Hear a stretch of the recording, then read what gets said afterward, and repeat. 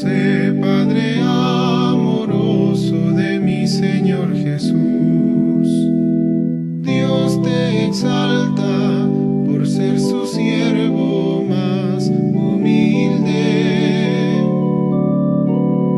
San José, la Iglesia aclama tu divina protección.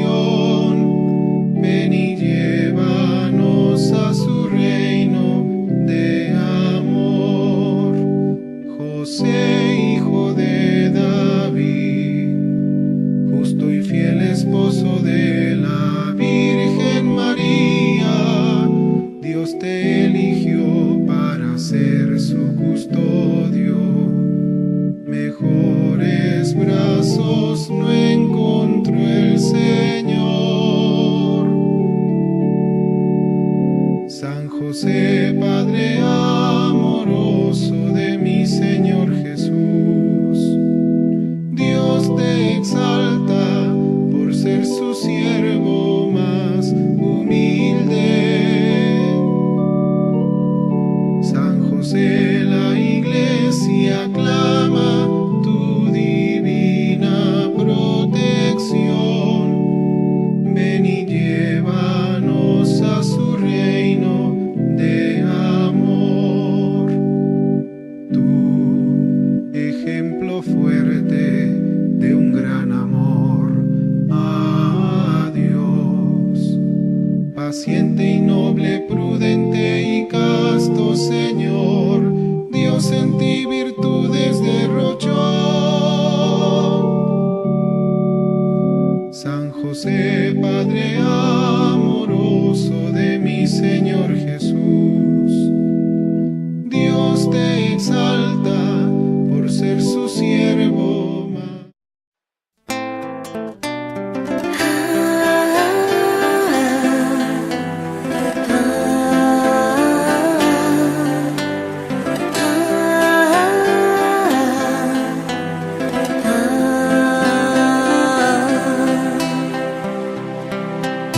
Fieles al Padre nos encontramos a discernir los tiempos de hoy, y en Jesucristo nos afianzamos con el Espíritu en la misión.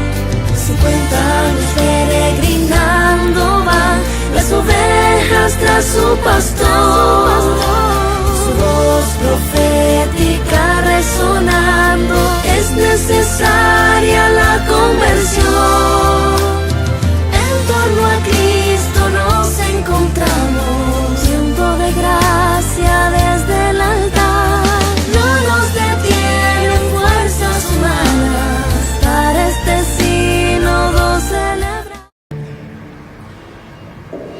Queridos hermanos que nos visitan de las diferentes comunidades y parroquias, hermanos con quienes compartimos la palabra de Dios, que llega también a sus hogares gracias al apoyo de los medios de comunicación, del canal católico San José y de la radio católica El Esplendor de la Verdad.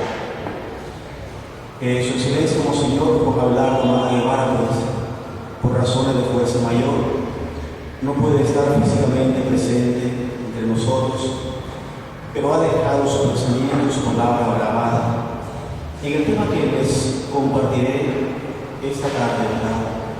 Que compartiremos juntos, y vamos a hacerlo todo en el nombre del Padre y del Hijo y del Espíritu Santo. Tengan la bondad de sentarse. Este tercer diálogo se titula Una empresa grande y difícil.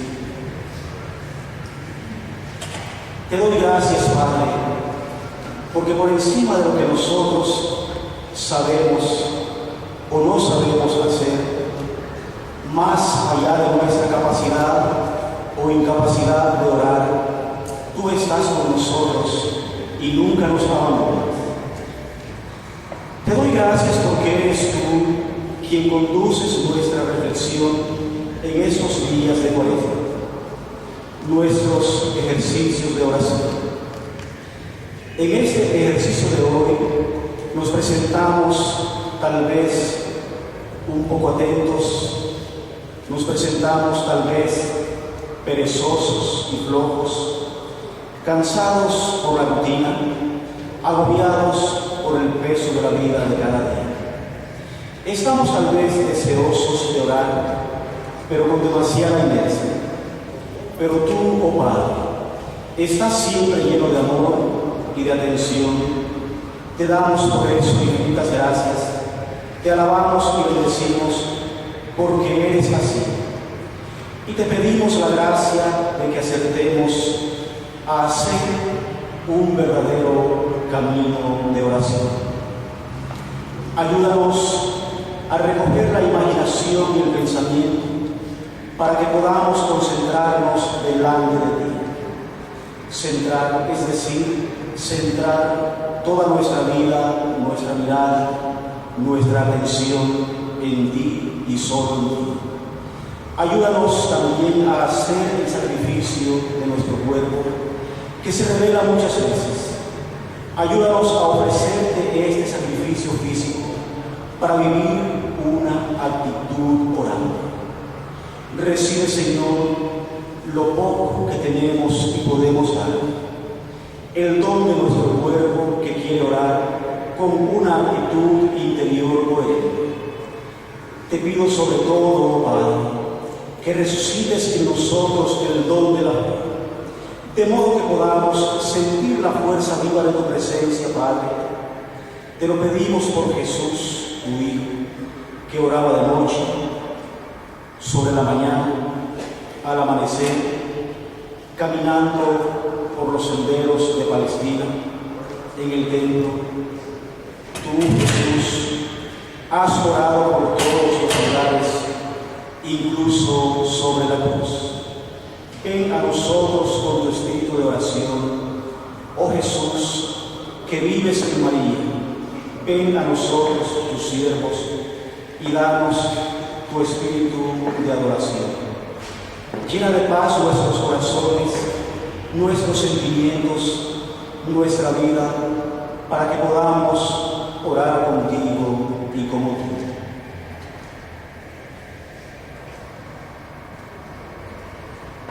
Uno de los frutos típicos de los ejercicios de Cuaresma es una nueva capacidad de orar.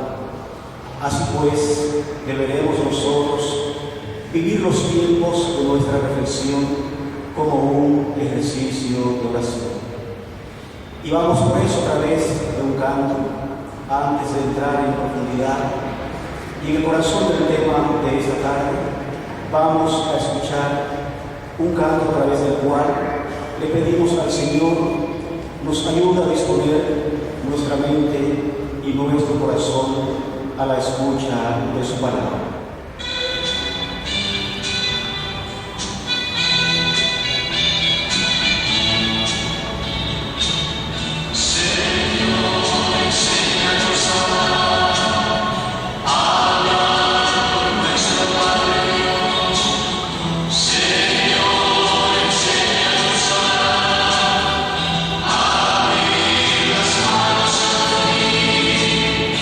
Ora con limpio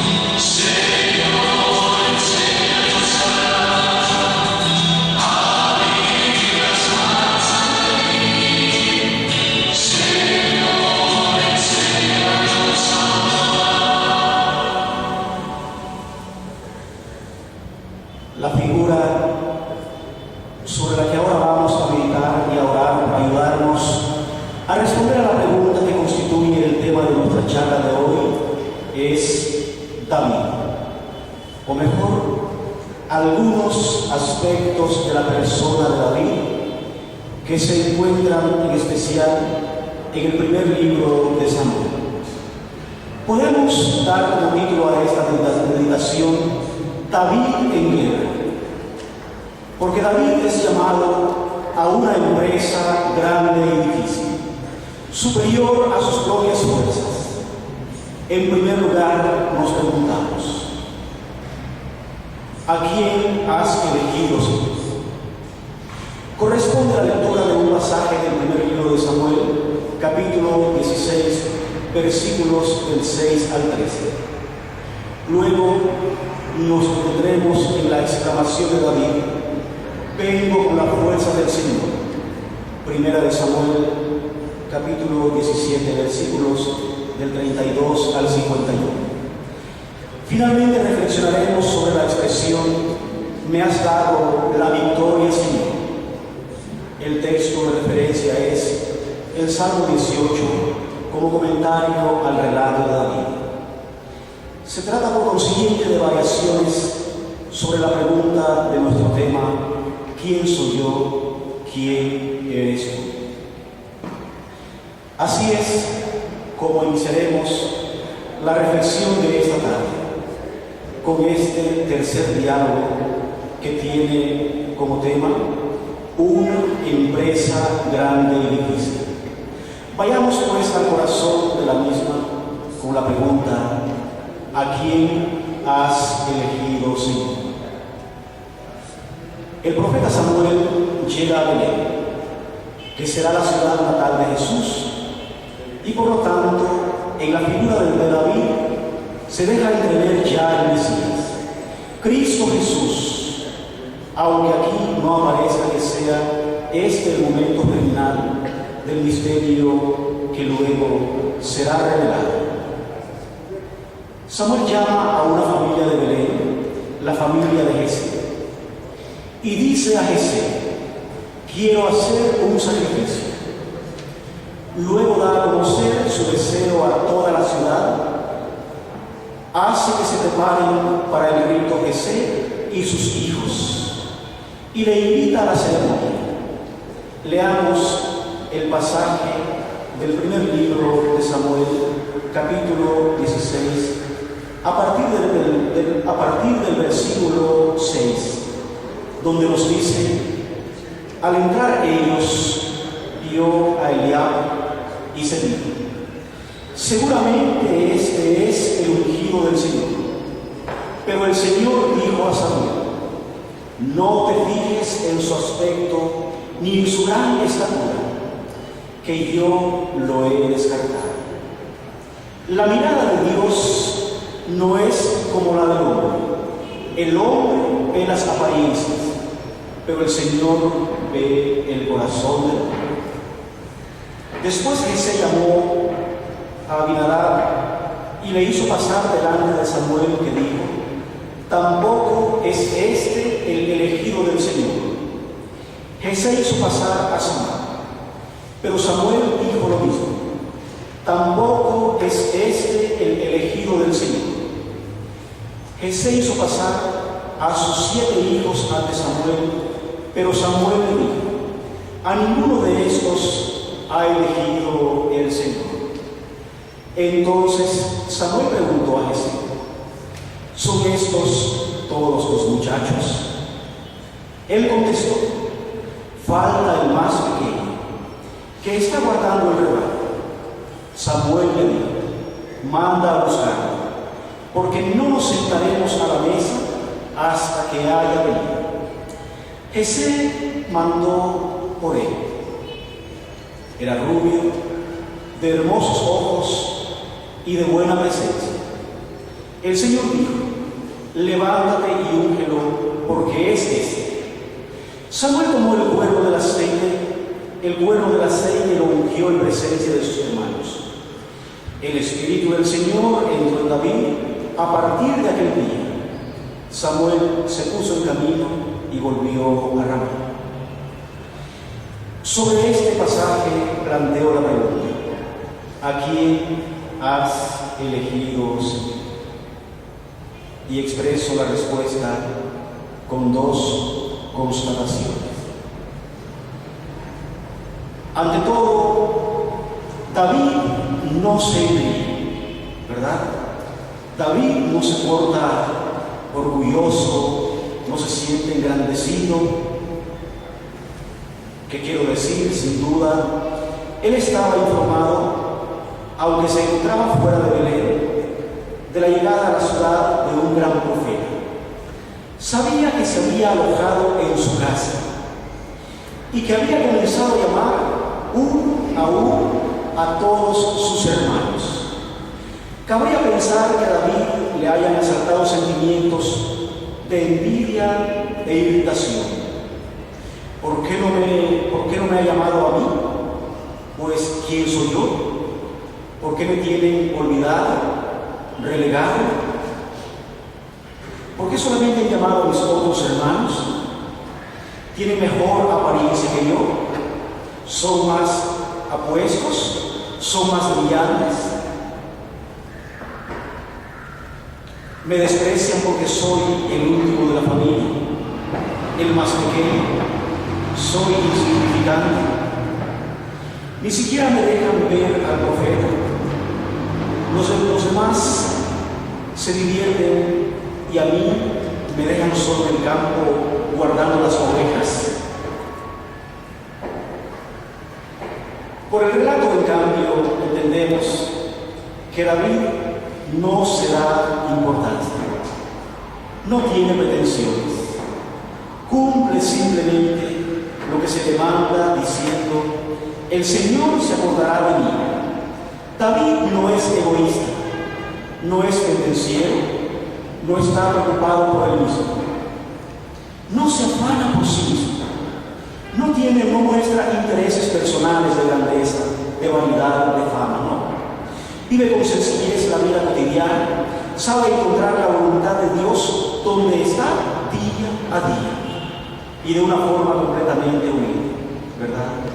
Se me viene a la mente pues también la situación del Papa emérito, su santidad Benedicto XVI en estos momentos, ¿verdad? El bellísimo gesto, acto de humildad que ha tenido para con la humanidad, para con su iglesia, para con cada uno de nosotros. Muchas veces mal interpretado, ¿verdad? Cuando nosotros regularmente nos aferramos a poderes llanos, a poderes incluso, me atrevo a decirlo, a poderes tontos, a poderes pasajeros, a poderes que no marcan tu vida en toda su integridad, a famas aparentes, a aplausos de un día, ¿verdad? A comodidades. Dejó su cara como tal.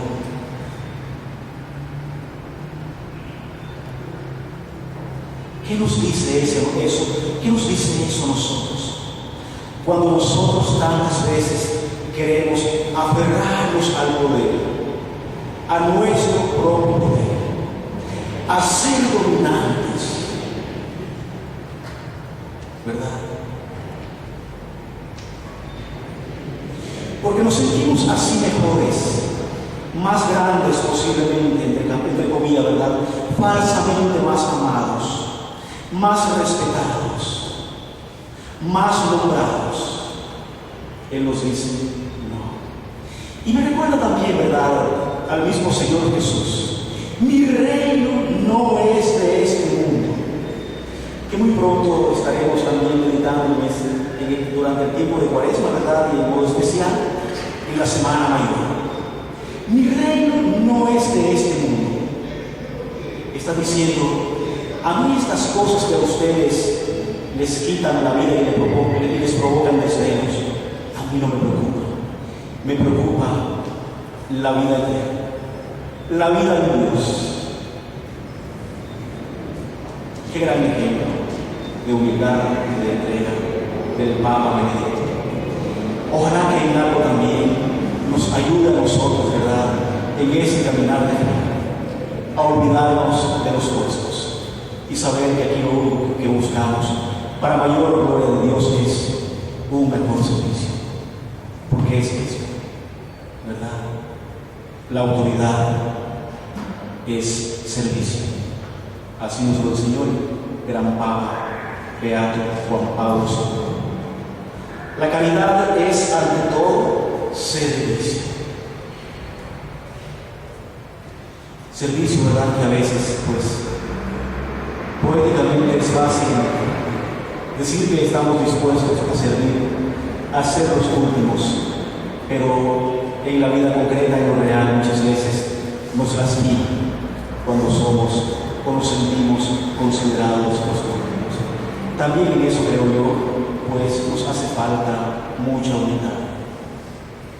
Y bien, les decía, David se mantiene al final, pues, tranquilo, sereno, haciendo lo que tiene que hacer, aunque haya oído cuánto está ocurriendo en su propia casa.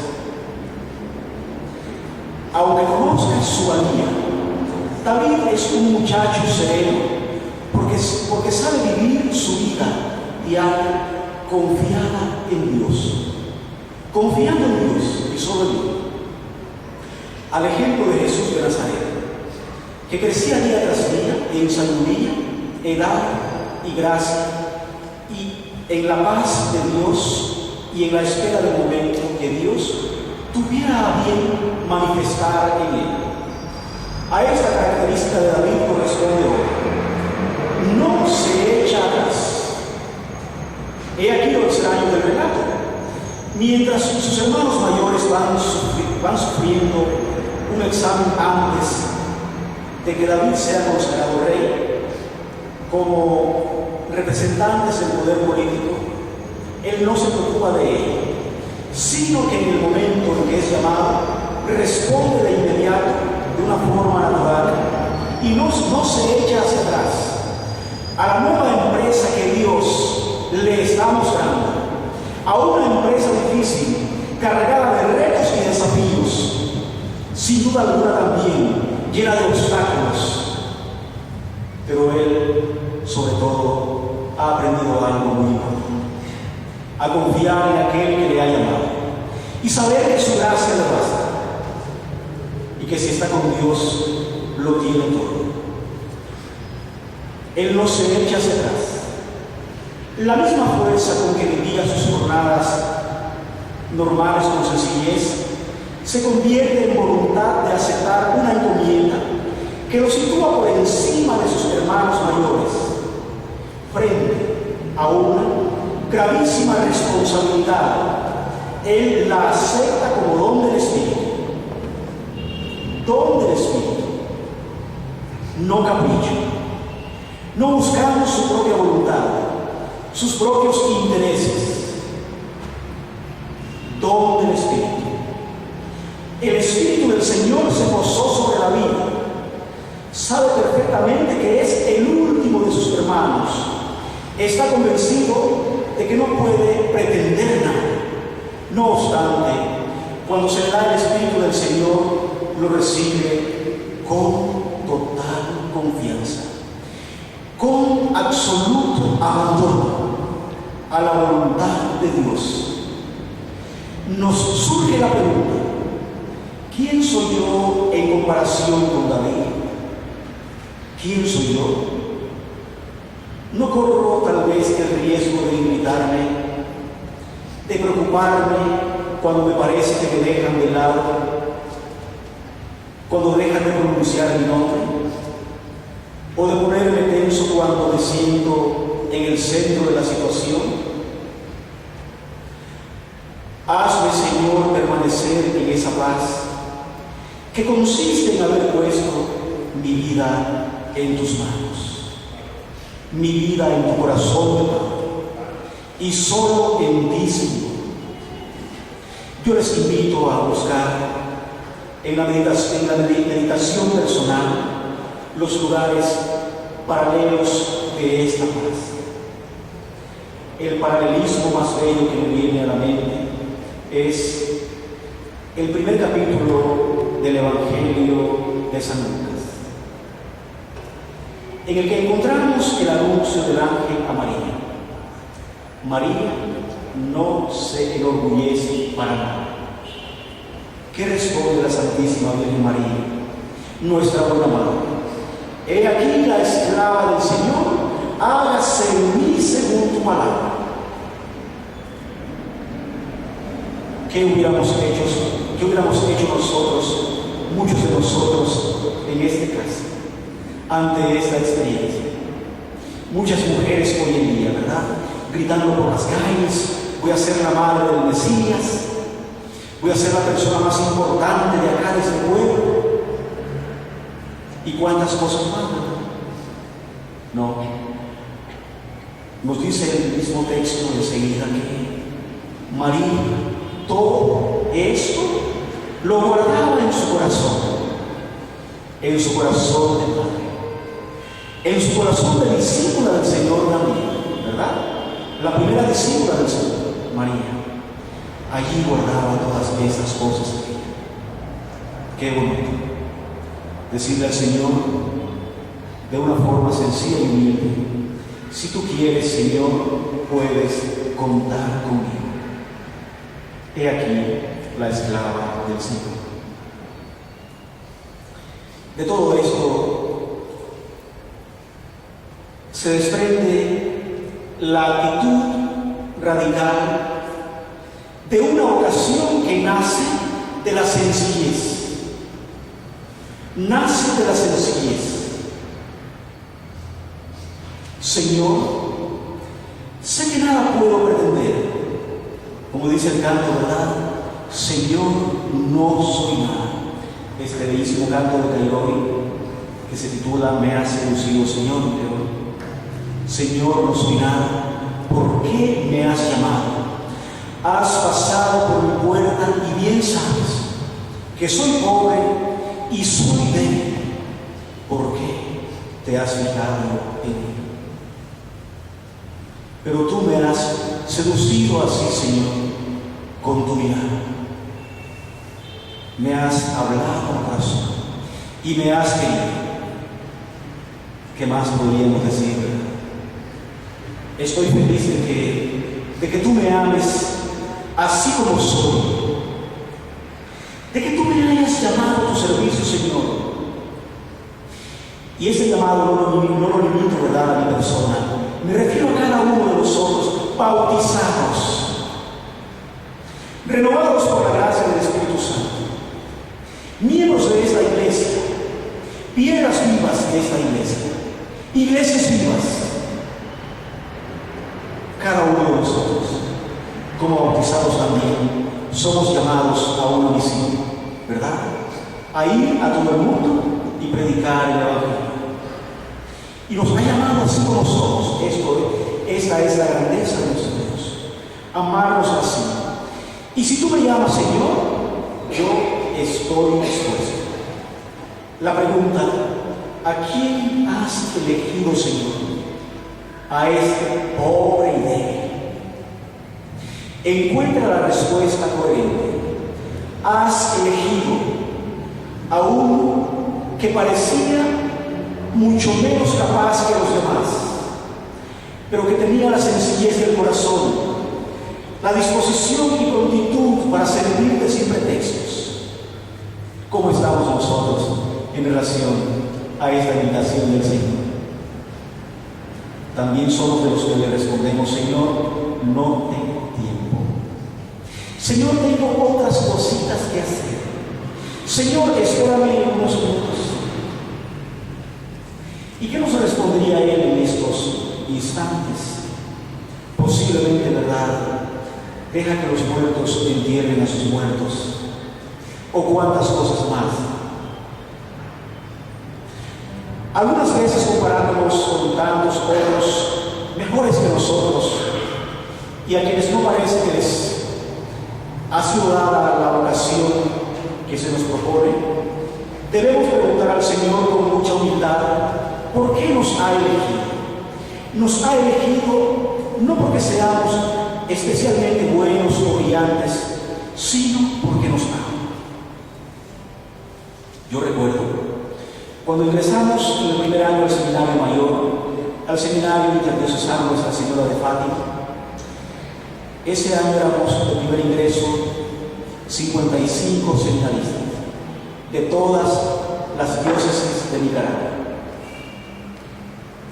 Al final llegamos 9, después de 7 años. 6 llegamos en 7 años. No, perdón, más bien 3 llegamos, solamente 3 llegamos en 7 años y los otros 6 en 8 años. Un año más, ¿verdad? Por trabajos pastorales y por situaciones de estas que se dan de acuerdo a las necesidades de la diócesis. 9. Me pregunto con toda, ¿verdad?, sencillez y al menos pretendiendo la humildad de mí, considero que no terminamos los 9 que terminamos, ¿verdad? Los 9 que llegamos a ser sacerdotes consagrados. Pienso que no fuimos tal vez los 9 más brillantes de los 55 que ingresamos. Tal vez no. Y me pregunto también, sí, ¿verdad? Le pregunto al Señor, ¿por qué se fijó en nosotros y igual en mí? Tal vez no por esto de ser brillante, pues yo prefiero no responderme a sí mismo, ¿verdad?, acá en este momento, pero simplemente quiero igual darle gracias por el don de la oración, y Él llama a quien Él quiere. De eso tenemos que estar bien claros. Él llama a quien Él quiere, cuando Él quiere, del modo que Él lo considera. Al igual que llamó a Leví, ¿verdad? ¿Cuántos en ese tiempo no se escandalizarían? Llamó a un cobrador de impuestos, llamó a un ladrón del pueblo, al que le roba a todo el pueblo. Y a lo mejor traería también algunas críticas que de momento, pues, que no se escribieron posiblemente. Jesús pretende cambiar el corazón de este hombre que ha robado tanto, o Jesús se habrá vuelto uno de ellos, ¿verdad? Cuántas cosas más podrían haber surgido, pero no. Él corre los riesgos.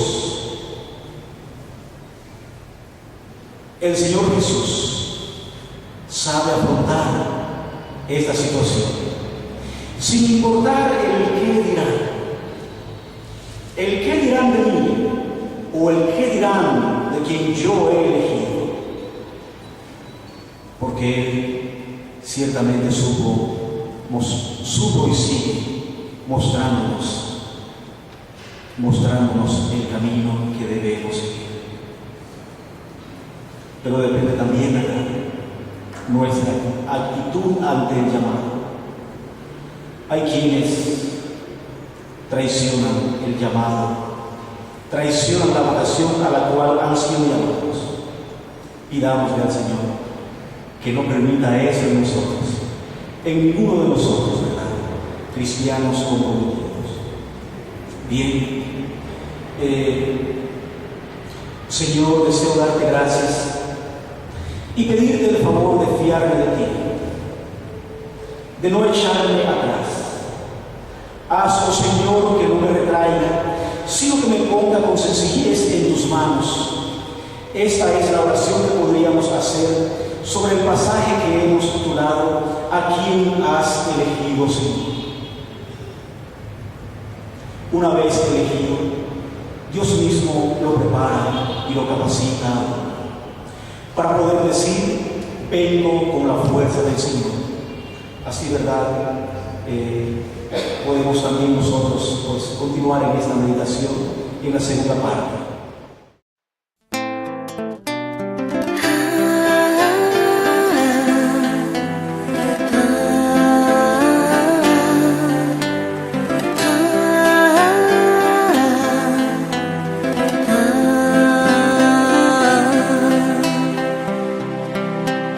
Fieles al Padre nos encontramos,